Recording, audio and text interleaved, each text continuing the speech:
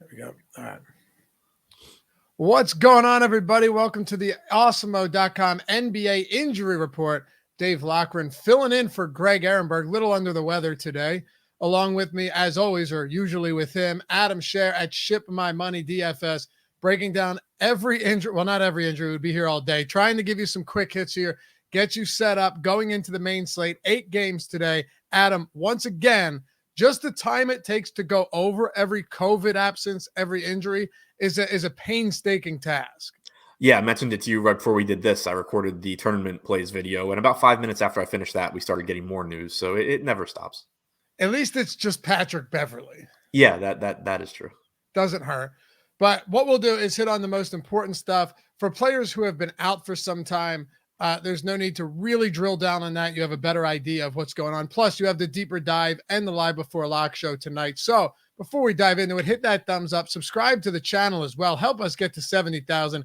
Every single click in that direction helps us a ton, and we appreciate you for it. So the one thing I was considering before we get into these actual injuries is, how are you approaching some of these guys that are not, you had the NBA shorten the time that they need to be out, that they need to quarantine. But the problem now is so many of these players have to go through conditioning periods. So they might be cleared, but they're not cleared. They're not actually going to play. Yeah, and that's what we're seeing with Minnesota, for example.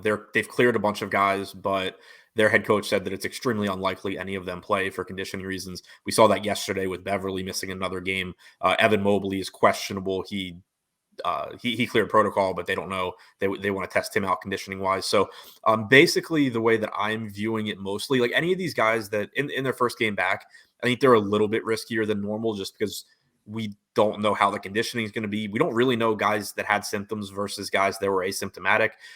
Some guys have said they struggled with it. Some guys have said that it didn't affect them at all. So it's kind of whenever they play, I pretty much am treating them the same way I normally would, but especially guys that maybe they did hold out, it signals that the team is probably being, waiting until they're actually good to go. So in general, I just think they're a little bit riskier, but if they're playing, I still kind of assume that they're playing normal minutes. All right. Well, you mentioned Anthony Edwards. There's no better place to start than Minnesota right now. Karl-Anthony Towns is out. Edwards cleared protocol, but remains out. D'Angelo Russell is out. Jared Vanderbilt's out.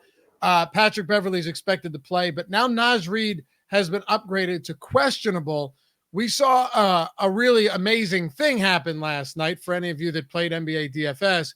Greg Monroe, Adam, came in after not playing a single minute in the NBA since 2019 and absolutely went nuclear off the bench. So how are you approaching this right now with Naz Reid's status in flux? Yeah, I mean, if Reid comes back, it throws a wrench into everything because last night you got 29 minutes from Nathan Knight in addition to 25 minutes for Greg Monroe. If Reid were to miss this game, then you can expect similar playing time from those two. They played alongside each other for some stretches, but they were clearly the front court. Chris Silva played a total of 3.5 minutes, so it was pretty much the Nathan Knight and Greg Monroe show. If Reid's out, you can expect more of the same tonight.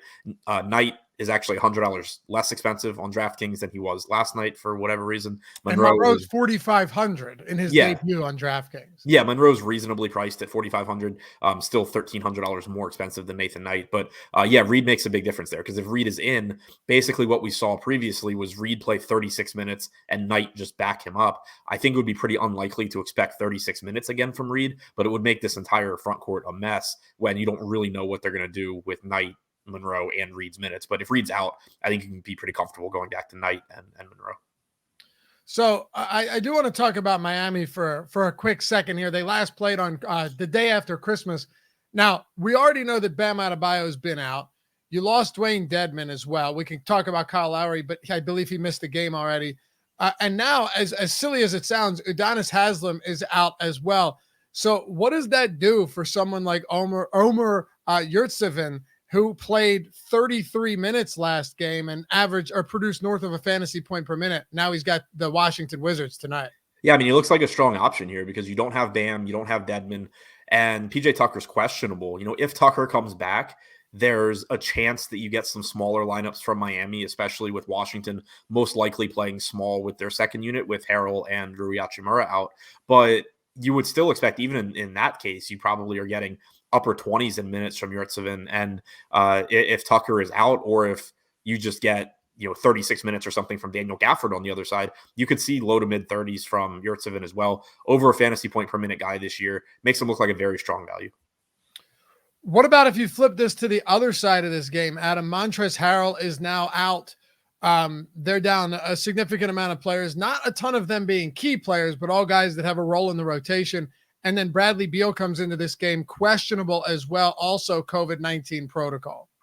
So with Harrell out, Gafford obviously looks better. I think the number of minutes he's going to play is still kind of up in the air because we haven't seen a game yet this year where Harrell is out and Gafford is in. But we have seen several games where Gafford was out and Harrell was in. And the one takeaway there is that Harrell played a ton of minutes. So I don't think that necessarily means they treat Gafford the same way and that he plays a ton of minutes, but it does signal that Washington was basically willing to just treat Harrell as a legitimate starter without Gafford.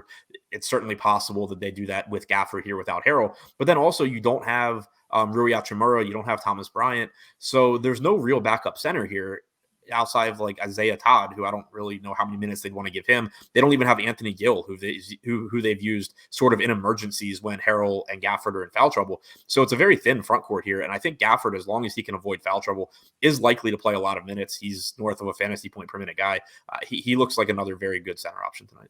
So we still have a lot more injuries to touch on, specifically with Toronto. But before we do, if you haven't checked out our sponsor, Yahoo, I don't know what you're waiting for. I say this on every single show that we do. At this rate, you're insane not to take advantage of this. Either use the link in the description below. If you're a new user to Yahoo Daily Fantasy Sports, just sign up using that link and get a free month of Awesemo Plus Platinum. But it gets better.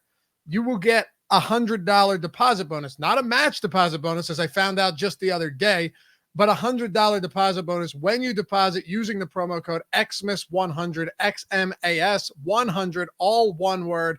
Take advantage of this if you haven't done so yet. It's an insane deal. All of the tools at Awesemo for every single sport are free for the entire month, $90 value when you sign up using that link and get an additional $100 injected into your account over at Yahoo when you use the promo code XMAS100. Get in that 50K baller tonight where 33% of entries are paid out. You're not going to beat those management fees or the payouts anywhere else. Check it out. Yahoo Daily Fantasy Sports, sponsor of the Injury Show.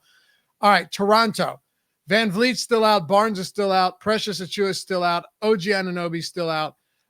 Pascal Siakam and Gary Trent are questionable. This has to figure to play a huge role on tonight's slate, depending on which way this breaks, right? Yeah, this is one of the most difficult teams right now to talk about, I think, just because there are so many moving parts, not only in terms of who's available, but usage as well. When you talk about somebody like Pascal Siakam, if he comes back, not only is he taking minutes from guys like DJ Wilson, but he's taking usage from guys as well. It would make Chris Boucher still look reasonable, but not as good because he's going to lose production. And then whoever else is in the starting lineup, whether that's Svi Mykhailiuk, Yuta Watanabe, Delano Banton, any of these guys are going to be less productive playing alongside Pascal Siakam. Same goes for Gary Trent. He's not the highest usage guy, but if you throw him into this Toronto lineup, he's still going to get plenty of usage. So both of those guys play a big role here. I think whoever is starting for Toronto tonight is likely to play a lot of minutes. If both Trent and Siakam are back, my expectation is that you would probably get a starting lineup of Banton, one of Mykhailiuk and Watanabe, Trent, Siakam, and Boucher. You would still get potential decent run off the bench for guys like whichever Mykhailiuk and Watanabe is not starting, maybe Tremont Waters. But, if they're both back, there are the options are less appealing. If they're both out, though, I mean, you saw last game, they got blown out by Cleveland, but Delano Banton played 24 minutes. He certainly could have played a lot more. Mykhailiuk played 36. DJ Wilson played 34. Tremont Waters played 35 off the bench. If both these guys are out, then there's just a lot of minutes to go around again. Kem Birch, in the mix as well. I would expect if he comes back that, like, if it's just Birch that comes back, I think that you're probably looking at him just like taking the minutes from Daniel Otero or Juwan Morgan, but probably not playing too big of having too much of an impact here. In Cleveland, too, you've got Darius Garland just joined Jarrett Allen, Cedi Osman on the he'll be out today, just as many of them across the league are. Isaac Okoro is now questionable, so it appears he's been upgraded. But the loss of Darius Garland on a team that already has been without Colin Sexton for the bulk of the year. What does that do for the backcourt in Cleveland today and just overall usage? How do you approach it? It makes Ricky Rubio look like a really good offensive player. He's played 304 minutes without Garland or Sexton on the floor this year, 27.1% usage rate and a 41.7% assist percentage, 1.17 DraftKings points per minute. He's likely to play a lot as well. He started last game, only played 23 minutes, but that was that blowout win against Toronto. You're likely to see a lot more minutes from him tonight, assuming that the game against the Pels is competitive. So he looks fantastic. It opens up more run for guys like Denzel Valentine. He's cheap. He is capable of handling the ball a bit.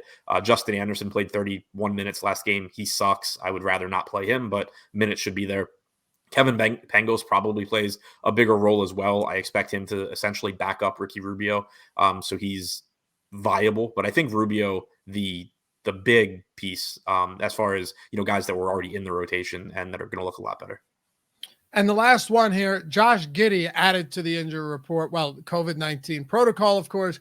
So he'll join Baisley, Robinson, Earl, Pogačevski, Trey Mann, all of them out tonight in a good matchup out west against the Sacramento Kings. Does that move the needle on anyone today with these massive amounts of bodies being sidelined for OKC? Yeah, it opens up quite a bit here because Giddey has essentially been the point guard for OKC this year, and we've seen that cut into Shai Gilgeous-Alexander's peripherals. SGA has still been a high usage guy, but the assists haven't really been there. He's played 393 minutes without Giddey on the floor. Not only does he have a 36% usage rate, but he has a 31.7% assist percentage. He's averaged 1.35 DraftKings points per minute. Makes him look like a fantastic option. And then you also have, potentially more minutes going to Ty Jerome, maybe Teo Maledon, depending on, sort of what the rotation there looks like. But both of those guys are relatively productive. Jerome's at 0.79 DraftKings points per minute. Maledon's at 0.68 DraftKings points per minute without Giddey on the floor this season. So it opens up minutes for them. We saw like 32 minutes last game from Aaron Wiggins. He's not a good fantasy producer, but he's also dirt cheap in a good matchup. So he's not a horrible value option either. Any other spots that you think are worth hitting on before we get out of here for the afternoon? No, I think that's about it for now. Obviously, tune into the deeper dive live before lock. We will probably have plenty more. We'll have, yes, some information. We'll have some information answering the questions that we brought up during this show. We'll probably have new questions because stuff's going to change in the next couple of hours, but be sure to tune in for those. Yeah. And of course, follow our Awesemo NBA handle on Twitter for breaking news. Follow Adam at Ship My Money, DFS, me at Laffy_D. And we'll see you back here in just a couple of hours on the NBA Deeper Dive and Live Before Lock. Peace.